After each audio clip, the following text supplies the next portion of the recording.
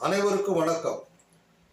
தமிழ்நாடு முன்னாள் காங்கிரஸ் கமிட்டி தலைவர் திருநாவுக்கரசர் அவர்கள் ஒரு கருத்தை சொல்லியிருக்கிறார். அதாவது, மதுவினால் வருகின்ற வருமானம் 45,000 கோடி.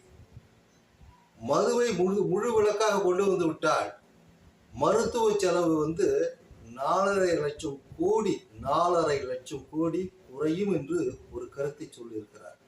அவர் சொல்லிய கருத்து உண்மையாக, அந்த புள்ளிகள் உண்மையாக இருக்குமானால் அரசு அதை சிந்தித்து முழுமையான ஒரு மது விலக்கை கொண்டு வந்தால் தமிழ்நாடு மக்கள் நிம்மதியாக இருப்பார்கள் என்று நான் கருதுகிறேன். மதுவை முற்றிலும் ஒழிக்க முடியாதுதான், மாற்று வழி இருக்குது அல்லவா? அந்த மாற்று வழி கள் தாங்க. இந்த கல் எந்த கெடுதலும் பண்ணாது, நாம் பார்த்துட்டு தான் இருக்கோம். அதனால் மாற்று வழியாக கல்லை கொண்டு வந்தால் சிறப்பாக இருக்கும்.